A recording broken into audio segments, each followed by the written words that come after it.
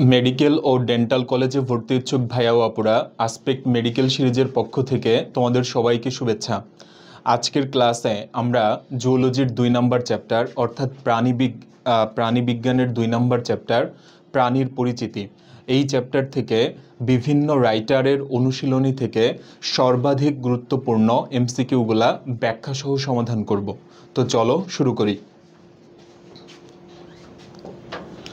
আমরা প্রশ্নগুলা সমাধানের আগে পুরা একটা চ্যাপ্টার ম্যাপ দেখে আসব, অর্থাৎ এই চ্যাপ্টার থেকে কোন কোন টপিকগুলা আমাদের মেডিকেল ও ডেন্টাল কলেজ ভর্তি পরীক্ষা, তারপর হচ্ছে বিশ্ববিদ্যালয় ভর্তি পরীক্ষা এবং হচ্ছে বিভিন্ন বোর্ড পরীক্ষার জন্য গুরুত্বপূর্ণ, আমরা সেটা দেখে আসব।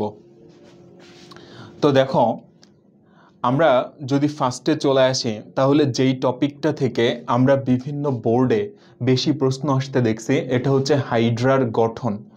তারপর হচ্ছে এই টপিক থেকে বিভিন্ন বিশ্ববিদ্যালয় ভর্তি পরীক্ষায়ও কিন্তু অনেক প্রশ্ন এসেছে।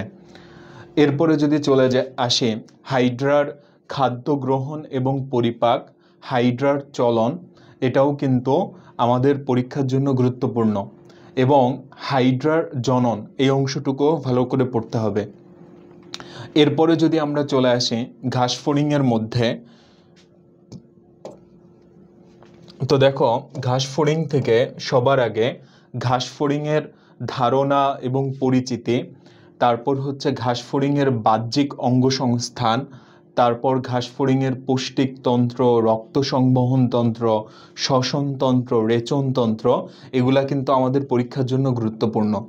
তারপরে যেই টপিকটা আমরা গুরুত্ব দিয়ে পড়ব সেটা হচ্ছে ঘাসফড়িংয়ের সংবেদী অঙ্গ, এবং সর্বশেষ ঘাসফড়িংয়ের জনন প্রক্রিয়া এবং হচ্ছে রূপান্তর। এরপরে চলে আসবো আমরা রুই মাছের মধ্যে।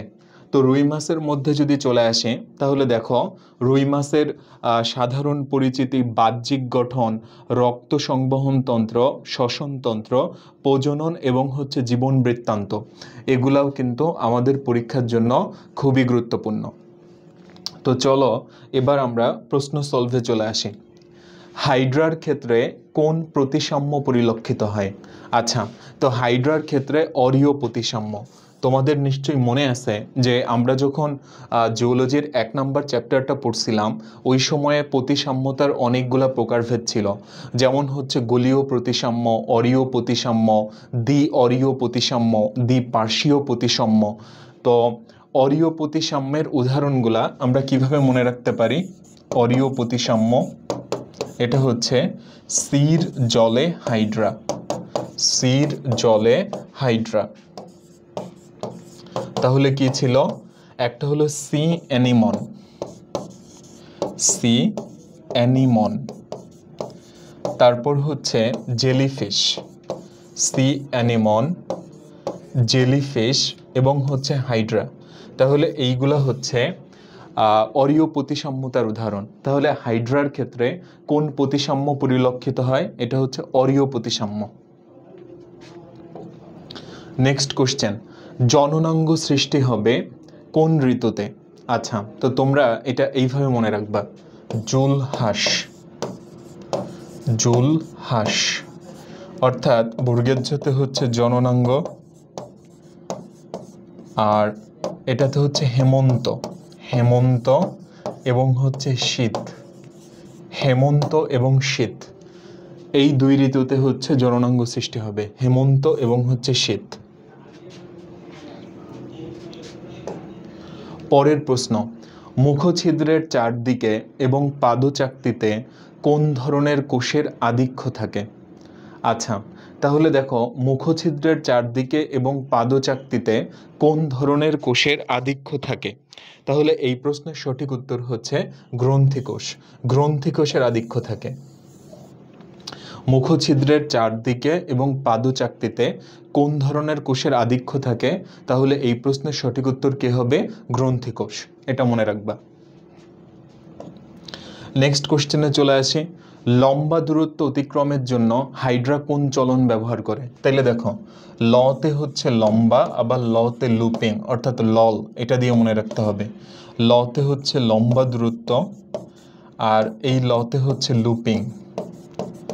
আচ্ছা, আর দ্রুত গতিতে চলার জন্য হাইড্রা হচ্ছে সমারসল্টিং বা হচ্ছে ডিগবাজি এই পদ্ধতিতে চলাফেরা করে দ্রুত গতিতে চলার জন্য।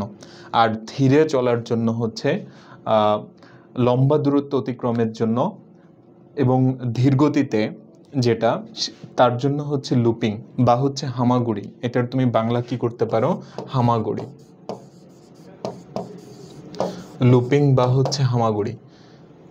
আচ্ছা, তাহলে লম্বা দূরত্বের জন্য হচ্ছে লুপিং।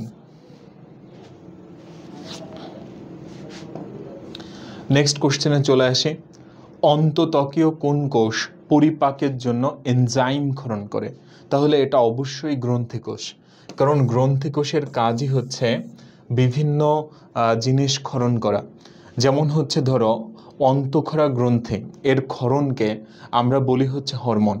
আর বহিঃক্ষরা গ্রন্থির ক্ষরণ এটাকে আমরা জুস বা রস বলে থাকি, এবং এই জুস বা রসে এনজাইম থাকে।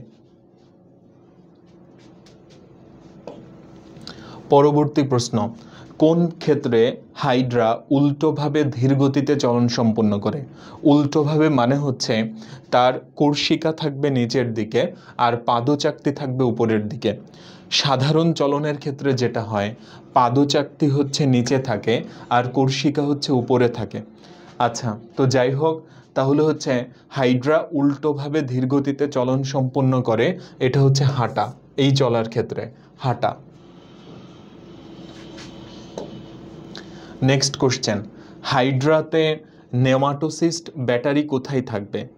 আচ্ছা, তো দেখো ব্যাটারি লিখতে কি লাগে বলো তো? ব, আর এই ব থেকেই হচ্ছে বহিঃপ্রাচীর। এইভাবে মনে রাখতে হবে তোমাকে। বহিঃপ্রাচীরে। কার বহিঃপ্রাচীরে? কর্ষিকার বহিঃপ্রাচীরে। কর্ষিকার বহিঃপ্রাচীরে। কর্ষিকার বহিঃপ্রাচীরে। তাহলে নেমাটোসিস্ট ব্যাটারি কোথায় থাকবে? কর্ষিকার বহিঃপ্রাচীরে।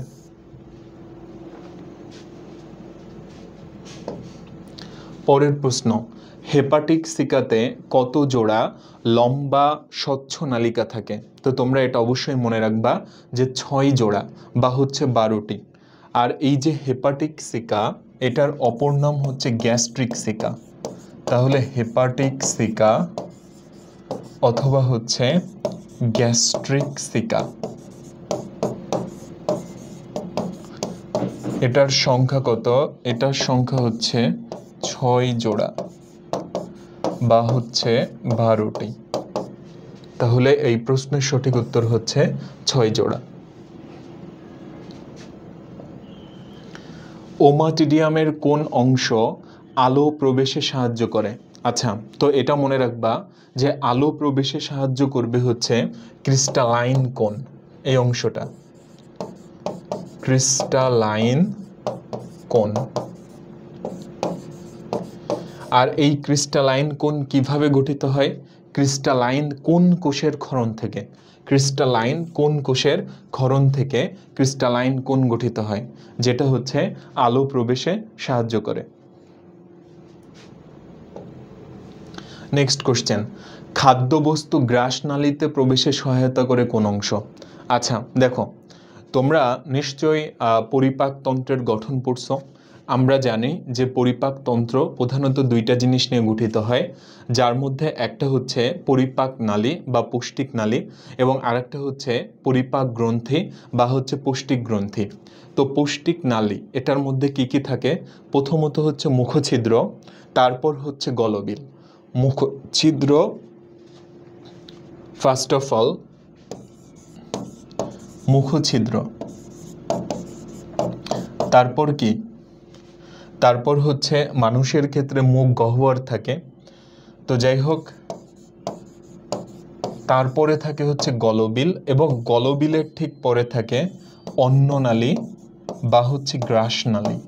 তো ঘাস ফড়িংয়ের ক্ষেত্রে আমরা কিন্তু অন্ননালী এই শব্দটা বলবো না, আমরা কি বলবো? গ্রাসনালী। কারণ সে হচ্ছে গ্রাসোফার, মানে সে ঘাস খায়, সে তো আর ভাত খায় না। এই জন্য আমরা এভাবে অন্ননালী বলবো না, কি বলবো? গ্রাসনালী বলবো। তো যাই হোক, তাহলে গ্রাসনালীতে খাদ্যবস্তু প্রবেশে কে সহায়তা করবে? গলবিল। নেক্সট কোশ্চেন, ঘাস ফড়িংয়ের সমগ্র দেহে একবার রক্ত প্রবাহ সম্পন্ন হতে কত সময় লাগে? তাহলে এটা হচ্ছে 30 থেকে 60 মিনিট। 30 থেকে 60 মিনিট একবার রক্ত প্রবাহ সম্পন্ন হতে সময় লাগে 30 থেকে 60 মিনিট।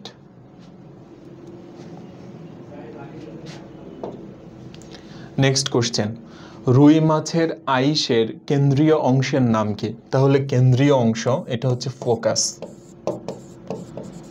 অথবা নিউক্লিয়াস। তাহলে আমরা ফোকাস বলবো অথবা হচ্ছে নিউক্লিয়াস বলবো। এটা হচ্ছে রুই মাছের আইসের কেন্দ্রীয় অংশ।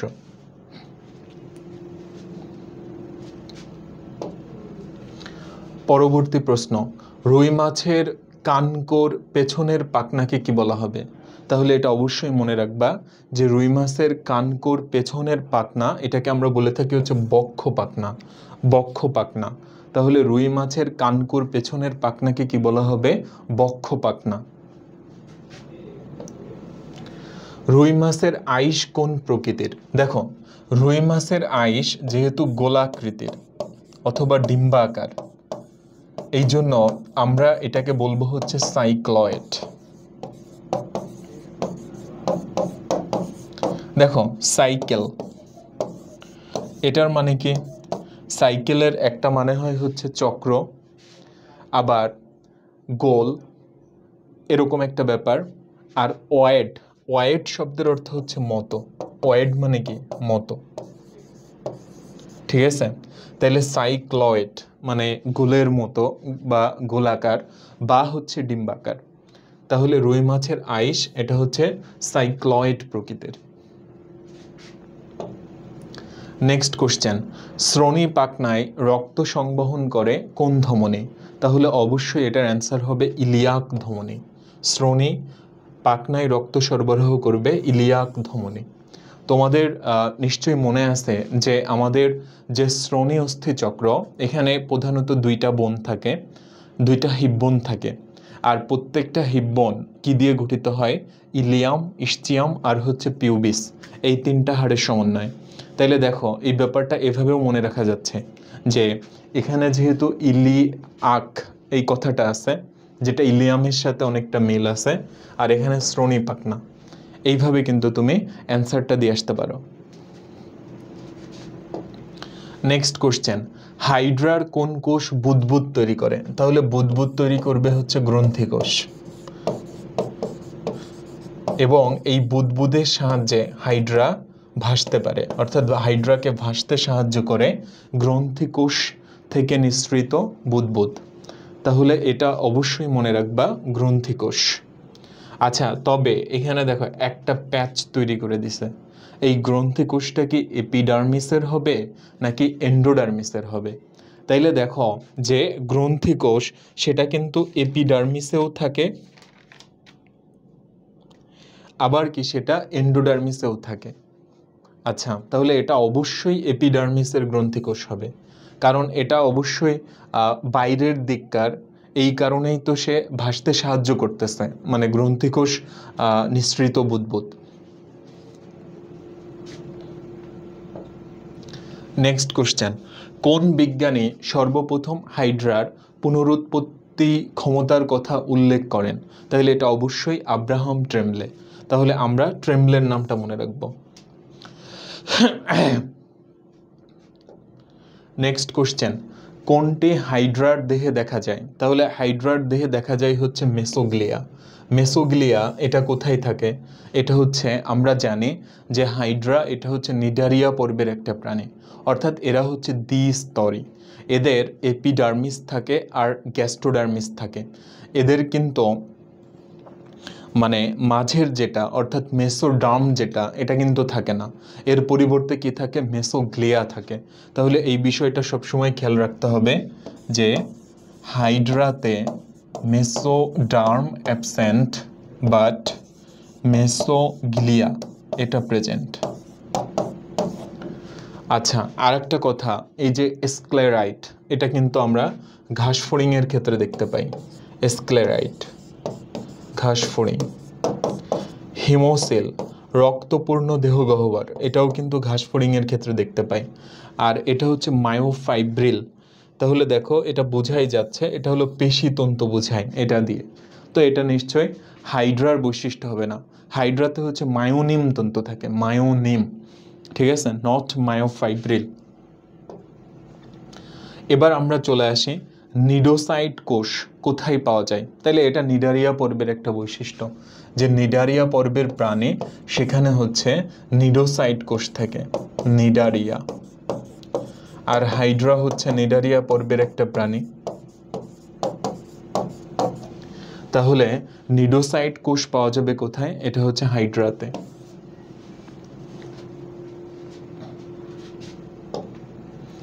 নেক্সট কোশ্চেন, হাইড্রার নিডোসাইট কোষ সবচেয়ে বেশি থাকবে কোথায়? তাহলে অবশ্যই এটা হচ্ছে কর্ষিকাতে, ঠিক আছে। হাইড্রার কর্ষিকাতে হচ্ছে নিডোসাইট কোষ সবচেয়ে বেশি থাকবে।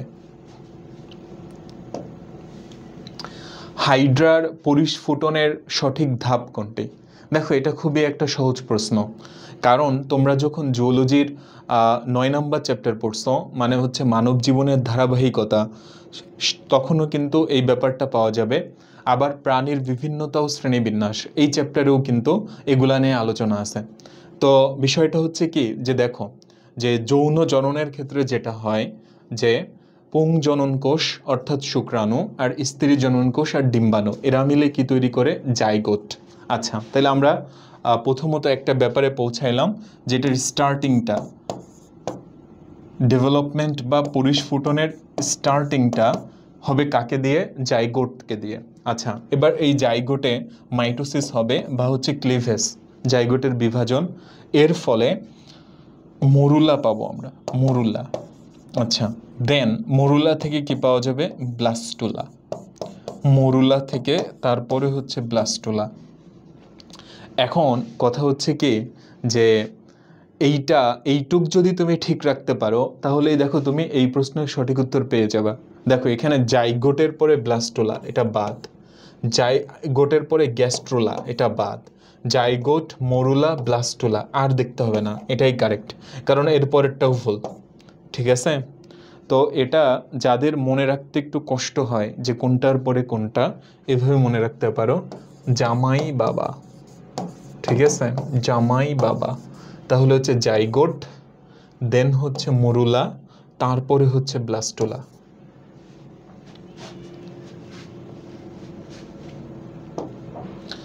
আচ্ছা, কোন নেমাটোসিস্টে হিপনোটক্সিন থাকে? তোমরা এটা নিশ্চয়ই জানো যে হিপনোটক্সিন এটা হচ্ছে একটা বিষাক্ত তরল, যেটা কি কি দিয়ে গঠিত হয়? প্রোটিন এবং ফেনল, প্রোটিন প্লাস হচ্ছে ফেনল। আর এটা কোথায় থাকবে? স্টিনোটিল বা হচ্ছে পেনিট্রান্ট, স্টিনোটিল বা হচ্ছে পেনিট্রান্ট এই নেমাটোসিস্টে।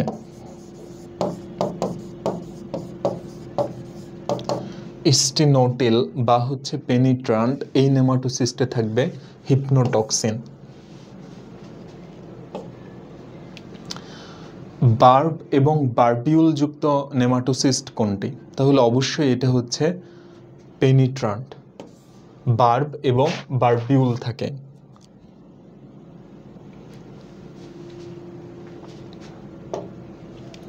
পরের কোশ্চেন, কোনটি মিথজীবী প্রজাতি? আচ্ছা, তোমাদের একটু বলি যে মিথজীবী কারা হয়। মিথজীবী হচ্ছে দুইটা প্রাণীর পারস্পরিক সহ অবস্থান, এবং এটার দ্বারা যেটা হবে, আচ্ছা দুইটা প্রাণী যে হতে হবে এমন না, একটা উদ্ভিদ হতে পারে, একটা প্রাণী হতে পারে, দুইটা উদ্ভিদ হতে পারে, বা দুইটা প্রাণী হতে পারে।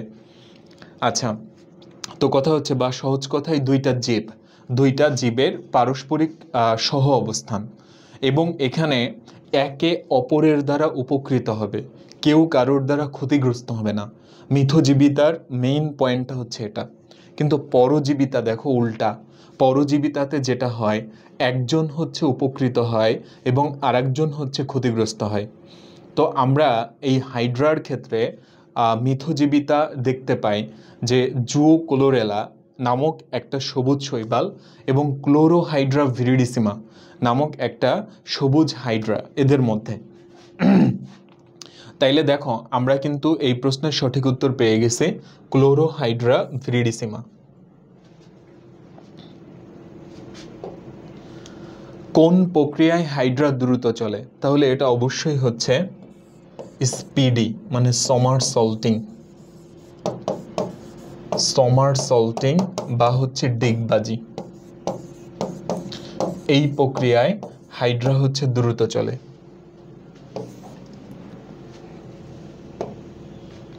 নেক্সট কোশ্চেন, হাইড্রার কোন নেমাটোসিস্টে ফেনল থাকে? তাহলে এটা অবশ্যই হিপনোটক্সিনের কথা বলা হচ্ছে, কারণ হিপনোটক্সিন এটা প্রোটিন প্লাস ফেনল এটা দিয়ে গঠিত, এবং এই যে হিপনোটক্সিন এটা কোথায় থাকে?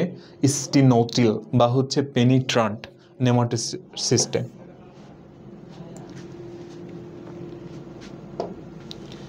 হাইড্রার বহিত্বকে, বাইরের ত্বকে সমগ্র অংশ জুড়ে অবস্থান করে পেশি আবরণী কোষ। এটা একদম খুবই সহজ প্রশ্ন।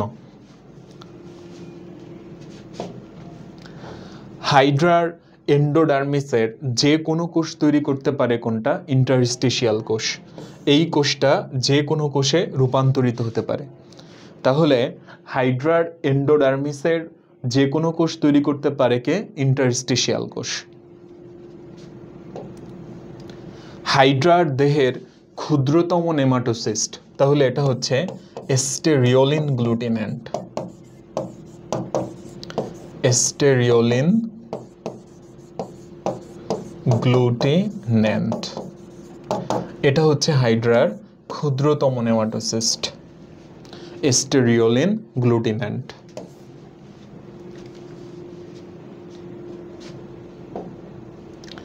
কোনটি হাইড্রার জন্য সঠিক না? হাইড্রা বিশ্বজনীন মিঠা পানির মুক্তজীবী মাংসাশী। তাহলে তিনটা ফিচারই দেখো ম দিয়ে, মিঠা পানির মুক্তজীবী মাংসাশী প্রাণী, তাহলে এটা ঠিক আছে। সূচ দিয়ে হাইড্রাকে খোঁচা দিলে এর দেহের অংশবিশেষ বা সম্পূর্ণ দেহ প্রসারিত হয়, এটা হচ্ছে ভুল, অর্থাৎ এটা সঠিক না। আচ্ছা, সালোক সংশ্লেষণ প্রক্রিয়ায় শৈবাল যে অক্সিজেন নির্গত করে হাইড্রা তা শ্বসনে ব্যবহার করে, এটা একদম কারেক্ট। কারণ শৈবাল সে সালোক সংশ্লেষণ প্রক্রিয়ায় খাদ্য তৈরি করবে এবং এই সময়ে যেটা হবে অক্সিজেন নির্গত হবে। আবার হাইড্রা যেহেতু একটা প্রাণী, তাইলে তার শ্বসনের জন্য অক্সিজেন দরকার, সে ওই অক্সিজেনটা গ্রহণ করবে।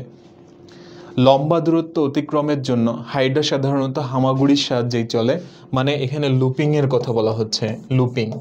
তাহলে এটাও কিন্তু ঠিক আছে। তাহলে সঠিক অপশন 9 হচ্ছে, মানে সঠিক না, বি অপশন।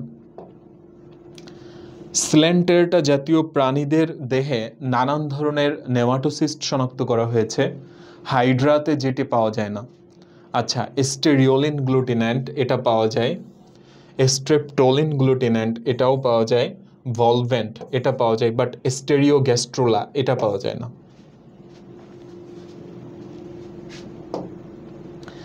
পরিপাক এবং সংবহনের কাজ দুটি সম্পূর্ণ করে কোনটি? তাহলে এটার নাম হচ্ছে সিলেন্টেরন। সিলেন্টেরন। দেখো, সিল মানে হচ্ছে গহ্বর, ঠিক আছে, গহ্বর। আর এই যে এন্টেরন, এটা দিয়ে অ্যাকচুয়ালি অন্ত্র বা এইরকম কিছু একটা বোঝানো হয়। আর এটার আরেকটা ভালো নাম আছে, সেটা হচ্ছে গ্যাস্ট্রোভাস্কুলার ক্যাভিটি। Gastrovascular cavity. এখানে দেখো এই যে গ্যাস্ট্রো, এটা দিয়ে হচ্ছে পরিপাক বোঝাচ্ছে, আর ভাস্কুলার মানে হচ্ছে সংবহন। তাহলে পরিপাক এবং সংবহনের কাজ করবে কোনটা? সিলেন্টেরন বা হচ্ছে গ্যাস্ট্রোভাস্কুলার ক্যাভিটি। দ্রুত চলাচলের জন্য হাইড্রা কোন চলন পদ্ধতি ব্যবহার করে? তাহলে এটা অবশ্যই হচ্ছে সমারসল্টিং বা হচ্ছে ডিগবাজি। কোনটি হাইড্রার চলন নয়? ক্রলিং মানে বা ক্রাউলিং, গ্লাইডিং, লুপিং, ড্রপিং বলে কিছু নাই। হাইড্রার চলনে ড্রপিং বলে কিছু নাই। হাইড্রা যখন তার দেহের ভর পদতলের উপর না রেখে কর্ষিকার উপর স্থাপন করে, মানে হচ্ছে উল্টা, কর্ষিকাটা নিচের দিকে আর পদতলটা হচ্ছে উপরের দিকে, এবং কর্ষিকাকে পায়ের মতো ব্যবহার করে উল্টাভাবে ধীরে ধীরে চলে, তখন সেটাকে আমরা বলবো হচ্ছে হাঁটা। তখন সেটাকে আমরা কি বলবো? হাঁটা।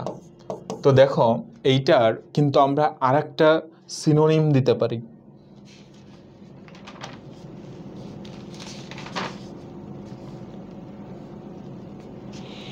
তো ওই সিনোনিমটা কি? সেটা হচ্ছে নতমুখী।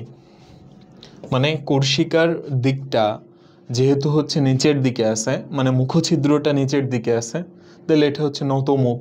তাহলে হাঁটা বা হচ্ছে কি নতমুখী, এটা একটু মনে থাকে যেন। অপশনে হাঁটা না থাকলে নতমুখী থাকবে। কোন অংশটি ঘাসফড়িংয়ের পৌষ্টিক নালীর প্রোক্টোডিয়ামের অন্তর্ভুক্ত? আচ্ছা, এখানে একটু বলি। দেখো, ঘাসফড়িংয়ের যে পৌষ্টিক নালী, সেটাকে আমরা তিনটা ভাগে ভাগ করি। একটা হচ্ছে স্টোমোডিয়াম, তারপর হচ্ছে মেজেন্টেরন, আর একটা হচ্ছে প্রোক্টোডিয়াম। স্টোমা মানে হচ্ছে মুখ, তাহলে মুখ যেহেতু শুরুর দিকে থাকে, তাহলে ওইটা হচ্ছে অগ্রপৌষ্টিক নালী। তাহলে দেখো স্টোমোডিয়াম, স্টোমোডিয়াম বা হচ্ছে অগ্রপৌষ্টিক নালী।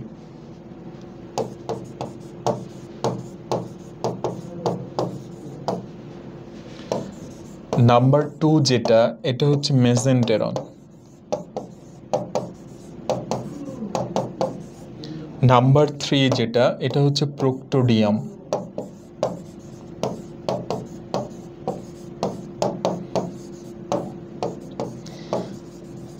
বা পশ্চাৎ পৌষ্টিক নালী।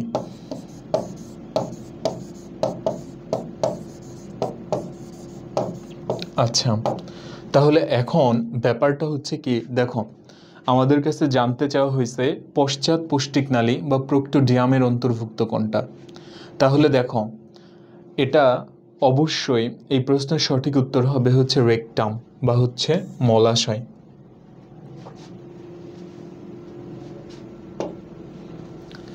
ঘাসফড়িংয়ের সুপার পজিশন দর্শনে কোনটি সঠিক? সুপার পজিশন লিখতে দন্তেশ্ব লাগে, দন্তেশ্ব থেকে দেখো স্তিমিত আলো, এটা হবে স্তিমিত আলোতে। আর এখানে আবরণীগুলা সংকুচিত হবে, এটা মনে রাখবা, আবরণীগুলা কি হবে? সংকুচিত হবে। আচ্ছা, আর এটার মাধ্যমে তির্যক এবং লম্বভাবে, অর্থাৎ সকল ধরনের বিম্বই গঠিত হবে। তো যাই হোক, আমরা এবার একটু অপশনগুলো দেখব। বস্তুর খণ্ড খণ্ড বিম্ব তৈরি হয়, সুস্পষ্ট বিম্ব তৈরি হয়, এটা ভুল, ঝাপসা বিম্ব তৈরি হয়। আইরিশ আবরণ সংকুচিত থাকে, এই যে সংকুচিত, এটা দেখে আমরা কিন্তু অ্যান্সারটা দাগাই দিলাম। রেটিনাল আবরণ প্রসারিত থাকে, এটা ভুল, এটা সংকুচিত থাকবে। নিচের কোনটি গ্রাসোফারের মস্তকের বহিকঙ্কালের অংশ? তো দেখো, মস্তকের বহিকঙ্কালের কি কি অংশ থাকে?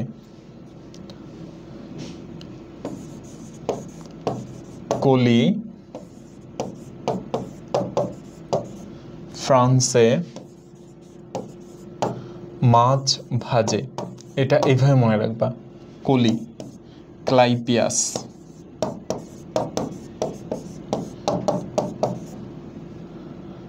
তারপর কি? ফ্রন্স, কপালের অংশটা হচ্ছে ফ্রন্স। ভার্টেক্স এবং হচ্ছে জেনা। ভার্টেক্স, জেনা, ক্লাইপিয়াস, ফ্রন্স, ভার্টেক্স, জেনা। আমরা এই অংশগুলা মস্তকের বহিকঙ্কালে পাই। তাহলে এই প্রশ্নের সঠিক উত্তর হবে ফ্রন্স।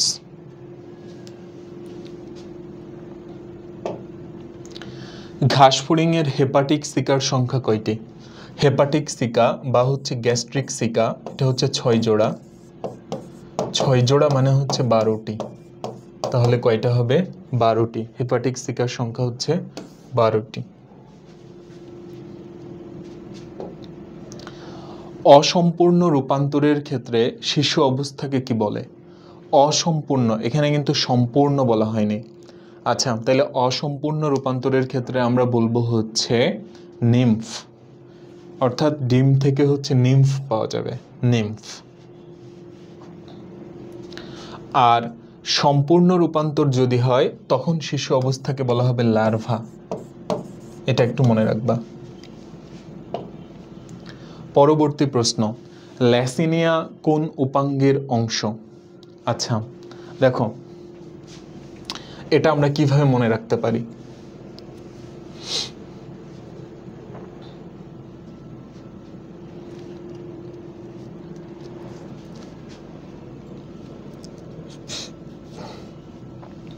ম্যাক্সিলাতে যে পার্টগুলো পাওয়া যায়, ম্যাক্সিলাতে দেখো কি কি আছে, এটা এইভাবে মনে রাখবা,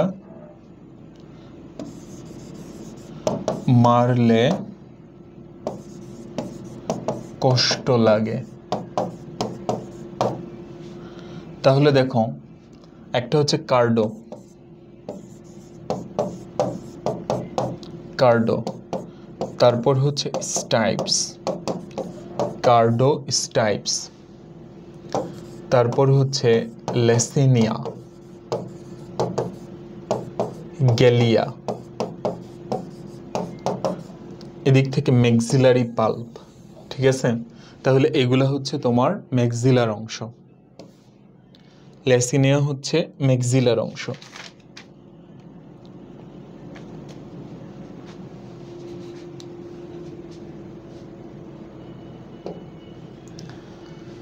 কোনটি রূপান্তরের সঠিক ধাপ? দেখো, সম্পূর্ণ রূপান্তরের ক্ষেত্রে যেটা হয়,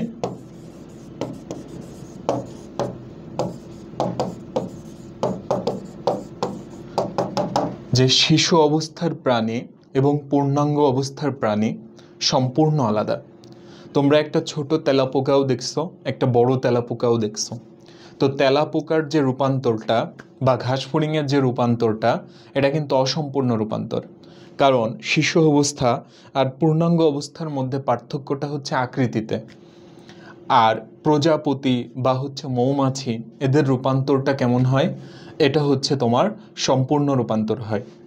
তো সম্পূর্ণ রূপান্তরের যে স্টেপগুলো আছে, এটা আমরা এভাবে মনে রাখতে বলি, সেটা হচ্ছে ডিলাপি। দেখো, এখানে কিন্তু আমি জিলাপি বলি নাই, কি বলছি? ডিলাপি। অর্থাৎ এখানে ফার্স্ট স্টেপটা হচ্ছে ডিম, তারপরে হচ্ছে লার্ভা, ডিম, লার্ভা, দেন হচ্ছে পিউপা, পিউপা, এবং সর্বশেষ যেটা, সেটা হচ্ছে ইমোগো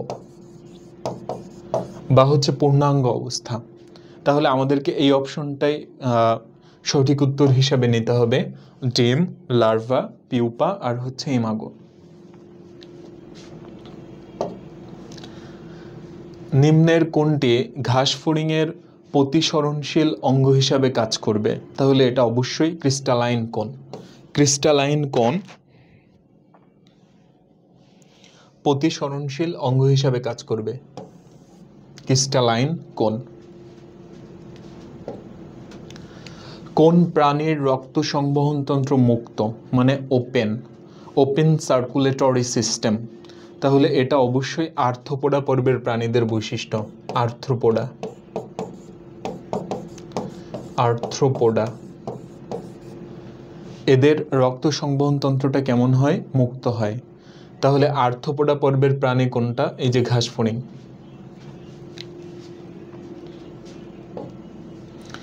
ঘাস ফড়িং এর ডিম্বাণু কি ধরনের? এটা হবে সেন্ট্রোলেসিথাল, সেন্ট্রোলেসিথাল।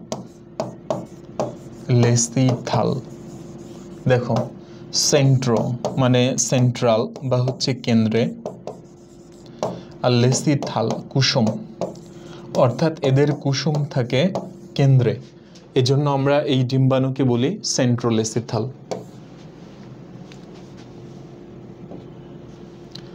ঘাস ফড়িং এর মস্তকে ওসেলাস থাকে কয়টি? আচ্ছা, মনে রাখবা, এক জোড়া পুঞ্জাক্ষী থাকে। পুঞ্জাক্ষী হচ্ছে এক জোড়া, আর ওসেলাস বা সরলাক্ষী এটা থাকবে হচ্ছে 3টি, বা ওসেলি, ঠিক আছে? এটা থাকবে কয়টি? 3টি, কোনো জোড়া না কিন্তু। সরলাক্ষী থাকবে 3টি। বাংলাদেশে সন্ধানপ্রাপ্ত ঘাসফড়িংয়ের প্রজাতির সংখ্যা কত? তাহলে এটা হচ্ছে 20টি। বাংলাদেশে সন্ধানপ্রাপ্ত ঘাসফড়িংয়ের প্রজাতি 20টি।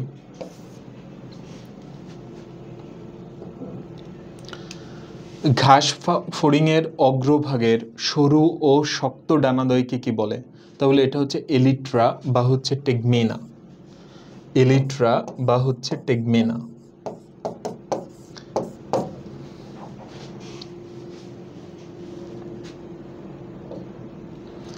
তেলাপোকার প্রথম ম্যাক্সিলার অংশ নয় কোনটি? একটু আগেই বললাম যে মারলে কষ্ট লাগে, তাহলে হচ্ছে কার্ডো, স্টাইপস, লেসিনিয়া, গ্যালিয়া, ম্যাক্সিলারি পাল্প। তাহলে এই যে সাবমেন্টাম, এটা হচ্ছে প্রথম ম্যাক্সিলার অংশ না। ঘাসফড়িংয়ের রক্ত সংবহন তন্ত্রের অংশ নয় কোনটি? দেখো, ঘাসফড়িংয়ের রক্ত সংবহন তন্ত্রে কি কি থাকে? একটা হচ্ছে হিমোসিল, রক্তপূর্ণ দেহ গহ্বর, আর ঘাসফড়িংয়ের রক্ত সেটাকে বলা হয় হিমোলিম্ফ, কারণ এই রক্তের সঙ্গে লসিকা মিশ্রিত থাকে। আর হচ্ছে পৃষ্ঠীয় বাহিকা, এটা মনে রাখবা, নট সম্মুখ বাহিকা, এটা হবে পৃষ্ঠীয় বাহিকা। তাইলে সম্মুখ বাহিকা এটা হচ্ছে অংশ নয়।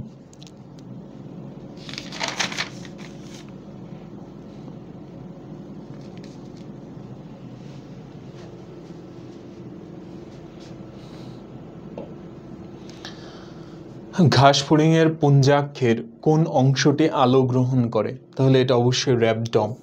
র্যাবডমের মাধ্যমে হচ্ছে আলো গৃহীত হয়। তাহলে আলো গ্রহণ করবে কোনটি? র্যাবডম।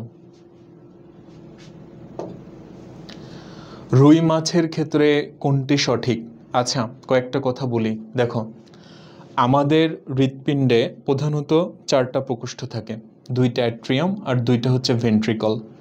আচ্ছা, আর রুই মাছের ক্ষেত্রে যেটা হয় যে এদের হৃৎপিণ্ডের প্রকোষ্ঠ কিন্তু 2টা, একটা অ্যাট্রিয়াম থাকে আর একটা ভেন্ট্রিকল থাকে।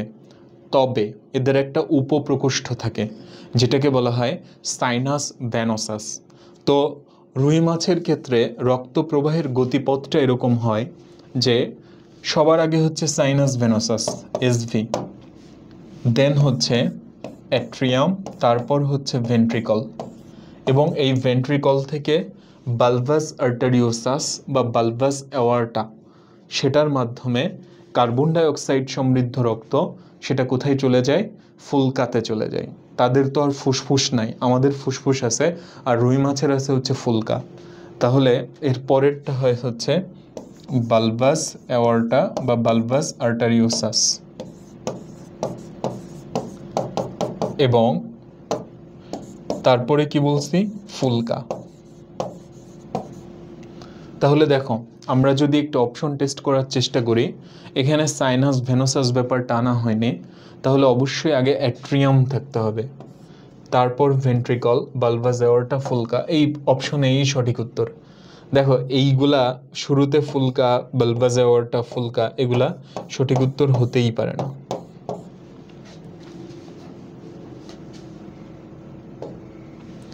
নেক্সট কোশ্চেন, কোন প্রাণীতে একচক্রী রক্ত সংবহন তন্ত্র উপস্থিত? দেখো, মানুষের ক্ষেত্রে, আমাদের ক্ষেত্রে যেটা, সেটা হচ্ছে কি ডাবল সার্কিট সার্কুলেশন বা দ্বিচক্রী রক্ত সংবহন। আচ্ছা, কিন্তু মাছের ক্ষেত্রে বা রুই মাছের ক্ষেত্রে এটা হচ্ছে একচক্রী, কারণ রুই মাছের হৃৎপিণ্ডের ভেতর দিয়ে শুধুমাত্র কার্বন ডাই অক্সাইড সমৃদ্ধ রক্তই যেতে পারে। অক্সিজেন সমৃদ্ধ রক্ত এটা কিন্তু রুই মাছের হৃৎপিণ্ড দিয়ে পাস করে না, এটা মাথায় রাখতে হবে। তাহলে এটা হচ্ছে একচক্রী। তাহলে ল্যাভিও রোহিটা। এটা হচ্ছে সঠিক উত্তর, রুই মাছ। ভেনাস হার্ট পাওয়া যায় কোথায়? এই যে রুই মাছের যে হৃৎপিণ্ড, সেটাকে আমরা বলি হচ্ছে শিরা হৃৎপিণ্ড, কারণ এটার মধ্য দিয়ে শুধুমাত্র কার্বন ডাই অক্সাইড সমৃদ্ধ রক্ত যেতে পারে। এই জন্য আমরা বলবো যে ভেনাস হার্ট পাওয়া যাবে হচ্ছে মাছে। নেক্সট কোশ্চেন, বাংলাদেশের কোন নদীতে রুই মাছের প্রাকৃতিক প্রজনন হয়? তাহলে এটা অবশ্যই হালদা নদী। হালদা নদীতে হচ্ছে প্রাকৃতিক প্রজনন হয়। রুই মাছের পুচ্ছ পাখনা এটা কোন ধরনের? রুই মাছের পুচ্ছ পাখনাগুলা দেখবা যে দুই দিকে হচ্ছে কি সমান থাকে, মানে এই দিকের অংশটা আর এই দিকের অংশটা সমান থাকে, এই জন্য এটাকে আমরা বলি হোমো সার্কাল। হোমো মানে হচ্ছে সম, সমান, আর ভিন্ন হলে সেটা হেটারো সার্কাল। রুই মাছের বক্ষ অঞ্চলে কোন ধমনী রক্ত সরবরাহ করে? তাহলে অবশ্যই সাবক্লেভিয়ান। সাবক্লেভিয়ান যেটা, এটা হচ্ছে বক্ষ অঞ্চলে রক্ত সরবরাহ করে, সাবক্লেভিয়ান।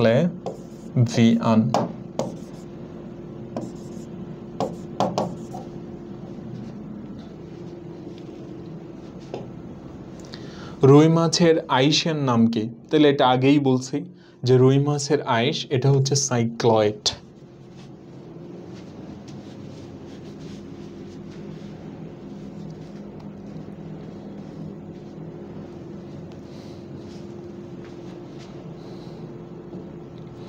আমরা নেক্সট কোশ্চেনে চলে আসি। রুই মাছের হৃৎপিণ্ড কয়টি প্রকোষ্ঠে বিভক্ত? দেখো আগেই বলছি যে রুই মাছের হৃৎপিণ্ড এটা হচ্ছে দুইটা প্রকোষ্ঠে বিভক্ত, দুইটা, যার মধ্যে একটা হচ্ছে অ্যাট্রিয়াম এবং আরেকটা হচ্ছে ভেন্ট্রিকল। এছাড়া একটা উপপ্রকোষ্ঠ থাকে, একটা উপপ্রকোষ্ঠ, যেটাকে আমরা বলে থাকি সাইনাস ভেনোসাস। এই উপপ্রকোষ্ঠটাকে আমরা কি বলে থাকি? Sinus venosus. তাহলে রুই মাছের হৃৎপিণ্ড দুইটা প্রকোষ্ঠ বিশিষ্ট, এটাই হচ্ছে সঠিক উত্তর। পরবর্তী প্রশ্ন, রুই মাছের প্রধান চলনাঙ্গ কোনটি? এটা অবশ্যই পুচ্ছ পাখনা, কারণ তোমরা জানো যে পুচ্ছ পাখনা যেটা, এটা হচ্ছে লেজের দিকে থাকে, তাহলে ওটাই নিশ্চয়ই কি রুই মাছের চলনে সব থেকে বেশি সহায়তা করবে, তাহলে এটাই হচ্ছে তার প্রধান চলনাঙ্গ, পুচ্ছ পাখনা। রুই মাছের হৃৎপিণ্ডের ক্ষেত্রে কোনটি সঠিক?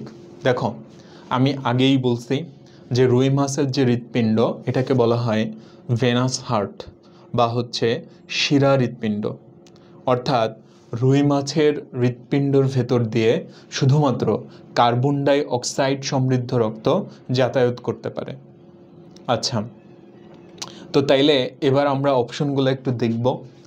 অক্সিজেন যুক্ত রক্ত পাম্প করে, এটা ভুল। কার্বন ডাই অক্সাইড যুক্ত রক্ত পাম্প করে, এটা সঠিক। অক্সিজেন ও কার্বন ডাই অক্সাইড যুক্ত রক্ত পাম্প করে, ভুল। মিশ্রিত রক্ত পাম্প করে, ভুল। তাহলে অবশ্যই মনে রাখবো আমরা যে রুই মাছের যে হৃৎপিণ্ড এটাকে বলা হবে ভেনাস হার্ট বা শিরা হৃৎপিণ্ড।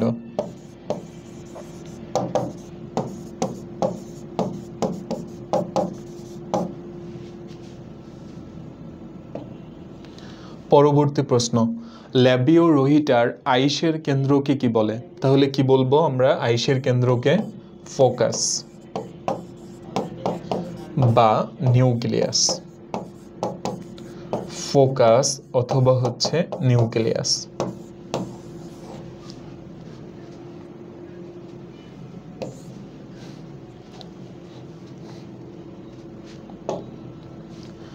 রুই মাছের মধ্য দিয়ে, হৃৎপিণ্ডের মধ্য দিয়ে রক্ত সঞ্চালনের সঠিক গতিপথ কোনটা? তাহলে দেখো আমি একটু আগেই কিন্তু ওটা দেখাইছিলাম, আবার একটু বলি। ফার্স্ট অফ অল হচ্ছে সাইনাস ভেনোসাস, এসভি, তারপর হচ্ছে এভি, মানে অ্যাট্রিয়াম, দেন হচ্ছে ভেন্ট্রিকল। আর অ্যাওয়ার্টা তোমাদের নিশ্চয়ই মনে আছে যে আমাদের ক্ষেত্রেও কিন্তু অ্যাওয়ার্টাটা বের হয় বাম ভেন্ট্রিকল থেকে, তাহলে অ্যাওয়ার্টা বের হবে ভেন্ট্রিকল থেকে, অর্থাৎ বালবাস অ্যাওয়ার্টা বা বালবাস আর্টারিওসাস এটা বের হবে এই ভেন্ট্রিকল থেকে। এবং অ্যাওয়ার্টা কোথায় রক্তটা নিয়ে যাবে? সে নিয়ে যাবে ফুলকাতে। তাহলে এটাই হচ্ছে রুই মাছের হৃৎপিণ্ডের মধ্য দিয়ে রক্ত সঞ্চালনের সঠিক গতিপথ। সাইনাস ভেনোসাস, অ্যাট্রিয়াম, ভেন্ট্রিকল, বালবাস আর্টারিওসাস এবং সর্বশেষ হচ্ছে ফুলকা। নেক্সট কোশ্চেন, রুই মাছের আইস কেমন? তো এটা আগেই বলছি, এটা হচ্ছে সাইক্লয়েড। রুই মাছের আইস হচ্ছে সাইক্লয়েড আইস।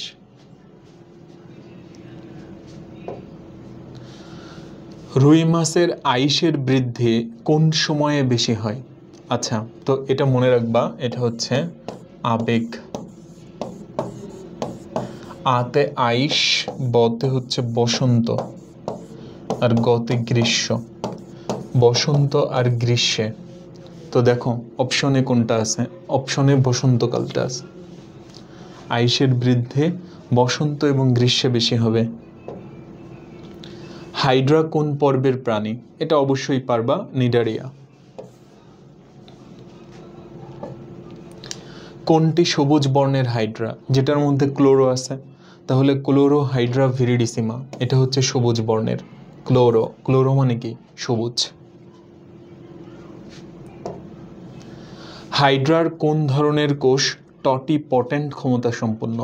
তাহলে এটা অবশ্যই ইন্টারস্টিশিয়াল কোষ, কারণ এই কোষটা যে কোনো কোষে রূপান্তরিত হতে পারে। নেমাটোসিস্টের ভিতরে যে বিষাক্ত তরল থাকে তাকে আমরা বলি হিপনোটক্সিন। এই যে দেখো টক্সিন মানে হচ্ছে বিষাক্ত, তাহলে হিপনোটক্সিন। হাইড্রার দেহের কোন কোষ বুদবুদ তৈরিতে অংশ নেয়? অবশ্যই গ্রন্থিকোষ। গ্রন্থিকোষ হচ্ছে বুদবুদ তৈরি করে, আর ওই বুদবুদ ভাসতে সাহায্য করে। হাইড্রা আবিষ্কার করেন কোন বিজ্ঞানী? আব্রাহাম ট্রেমব্লে। হাইড্রা আবিষ্কার করেন কোন বিজ্ঞানী? আব্রাহাম ট্রেমব্লে। কোন চলন পদ্ধতিতে হাইড্রা লম্বা দূরত্ব অতিক্রম করে? তাহলে এটা হচ্ছে লুপিং বা হামাগুড়ি। তাহলে এই প্রশ্নের সঠিক উত্তর হচ্ছে হামাগুড়ি।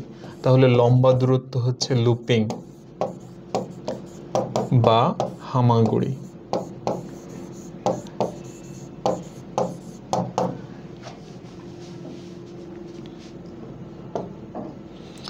নিচের কোনটি হাইড্রার গ্যাস্ট্রোডার্মিসের কোষ না?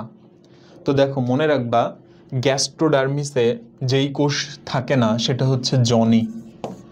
জনি থাকে না, অর্থাৎ জনন কোষ, এবং আরেকটা হচ্ছে নিডোসাইট কোষ। এই দুইটা থাকবে না, জনন কোষ এবং হচ্ছে নিডোসাইট কোষ।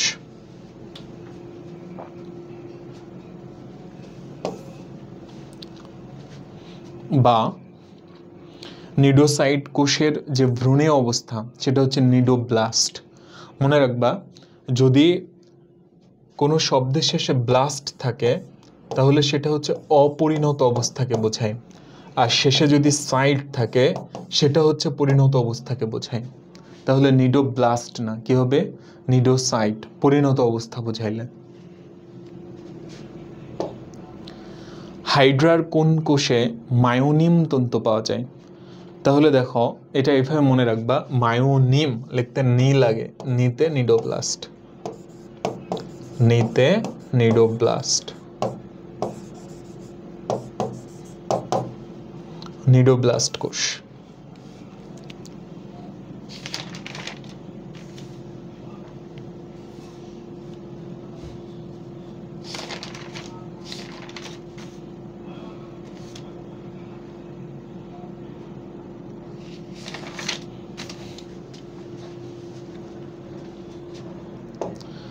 আমরা নেক্সট কোশ্চেনে চলে আসি। হাইড্রার মুকুলোদ্গম বা বার্ডিং কোন সময়ে ঘটবে? তাহলে এটা হচ্ছে গ্রীষ্মকালে। কিভাবে মনে রাখবা? গ্রীষ্ম লিখতে একটা দেখো ম লাগে, ম, আর এখানে মুকুলোদ্গম ম লাগে। তুমি যদি এইভাবে ট্রিক অ্যাপ্লাই করে পড়ো, তুমি কিন্তু পরীক্ষার হলে অনেক দ্রুত প্রশ্নের সঠিক উত্তর দাগে আসতে পারবা। দেখো এগুলার কোনোটার মধ্যে ম নাই কিন্তু, আর গ্রীষ্মর মধ্যে ম আছে, তাহলে এটা হচ্ছে মুকুলোদ্গম ঘটবে গ্রীষ্মকালে।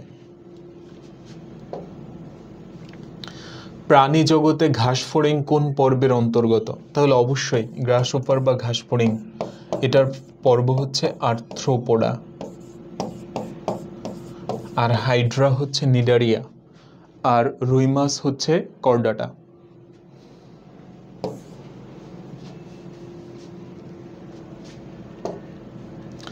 কোনটি ঘাসফড়িংয়ের মুখ উপাঙ্গের অংশ নয়? আচ্ছা, ঘাসফড়িংয়ের মাউথ পার্টস কোনগুলা? এভাবে মনে রাখা যায়, সেটা হচ্ছে হাইলাম। জাস্ট এই শব্দটা দিয়ে মনে রাখা যায়। কিভাবে? লেব্রাম, তারপর হচ্ছে লেবিয়াম, তারপর কি মেক্সিলা, মেন্ডিবল, মেক্সিলা, মেন্ডিবল, হাইপোফ্যারিংস।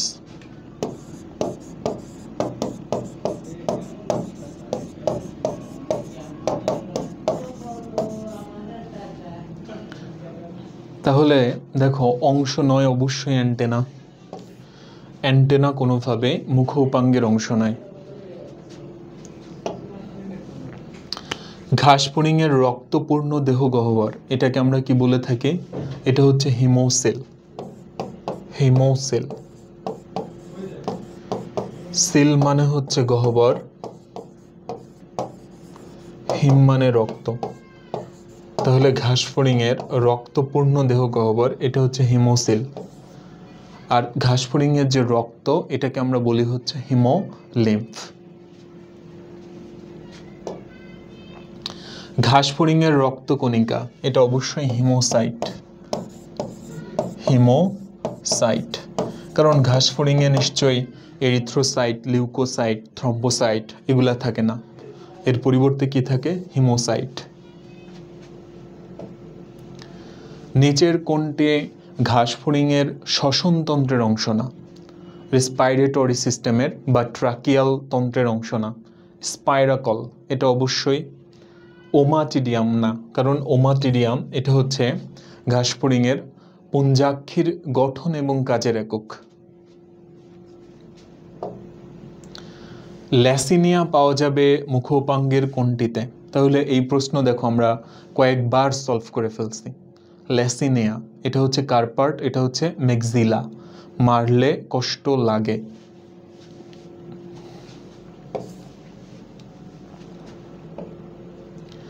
ঘাসফড়িংয়ের পুঞ্জাক্ষীর কোন অংশটি আলো গ্রহণ করে?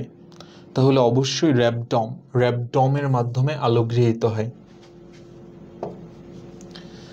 ঘাসফড়িংয়ের দেহের পৃষ্ঠদেশীয় আবরণ, এটাকে আমরা বলবো হচ্ছে টার্গাম,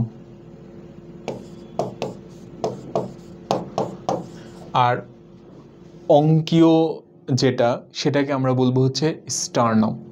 তাহলে এটা হচ্ছে টার্গাম।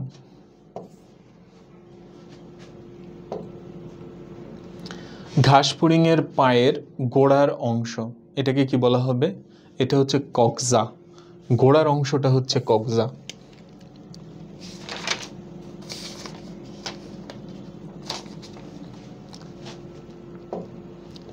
নেক্সট কোশ্চেন, নিচের কোনটি ঘাসফড়িংয়ের ম্যাক্সিলার অংশ নয়? দেখো আবার এটা রিপিট পাইলাম।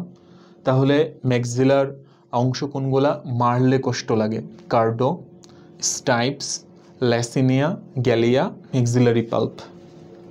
তাহলে লিগুয়া, এটা হবে না। ঘাসফড়িংয়ের হৃদযন্ত্রে কয়টি প্রকোষ্ঠ? 7টি। তাহলে মানুষে 4টি, রুই মাছ 2টি, আর ঘাসফড়িং হচ্ছে 7টি। এভাবে মনে রাখবা।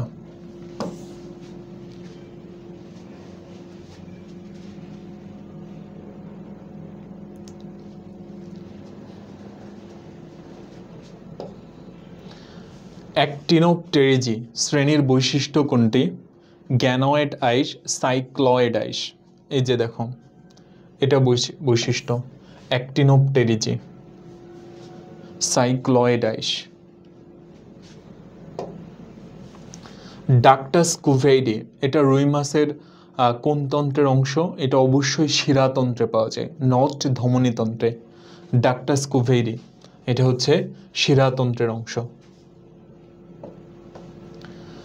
রুই মাছের হৃৎপিণ্ডকে ভেনাস হার্ট বলা হয় কারণটা কি, বা শিরা হৃৎপিণ্ড বলা হয় কেন? এটি অক্সিজেনযুক্ত রক্ত পরিবহন করে, ভুল। এটি কার্বন ডাই অক্সাইড যুক্ত রক্ত পরিবহন করে, কারেক্ট। এটি দেহের অঙ্কীয় দিকে অবস্থান করে, ভুল। এর মাধ্যমে একমুখী রক্ত প্রবাহিত হয়, এটাও ঠিক না। ভেনাস হার্ট বলার কারণ হচ্ছে এটা, যে এটা কার্বন ডাই অক্সাইড যুক্ত রক্ত পরিবহন করে। তোমাদের নিশ্চয়ই ধমনী এবং শিরার পার্থক্যটা মনে আছে, যে ধমনীর মধ্য দিয়ে কেমন রক্ত প্রবাহিত হয়, এটা হচ্ছে অক্সিজেন সমৃদ্ধ, আর শিরার মধ্য দিয়ে কার্বন ডাই অক্সাইড সমৃদ্ধ। ব্যতিক্রম পালমোনারি ধমনী আর পালমোনারি শিরা।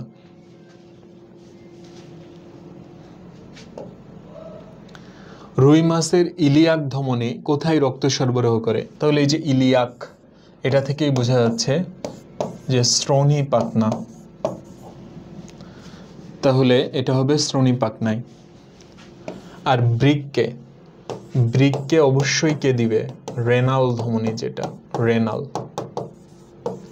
দেহ প্রাচীরে হচ্ছে প্যারাইটাল, প্যারাইটাল হচ্ছে দেহ প্রাচীরে। রুই মাছের সাবক্লাভিয়ান ধমনী কোথায় রক্ত সরবরাহ করে? সাব, তাহলে এই যে বতে হচ্ছে বক্ষ, মানে বক্ষ পাখনায়।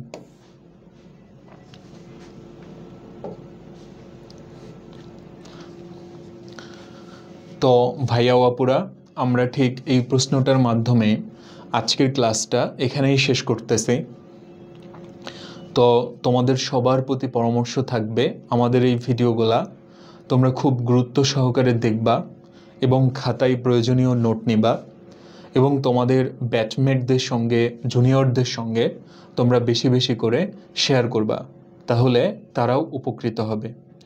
তো দেখলা যে এই যে প্রাণীর পরিচিতি চ্যাপ্টারটা, এটা যথেষ্ট বড় একটা চ্যাপ্টার। আমাদের জিওলজি বইতে যে চ্যাপ্টারগুলো অনেক বড় আছে, তার মধ্যে এটা একটা।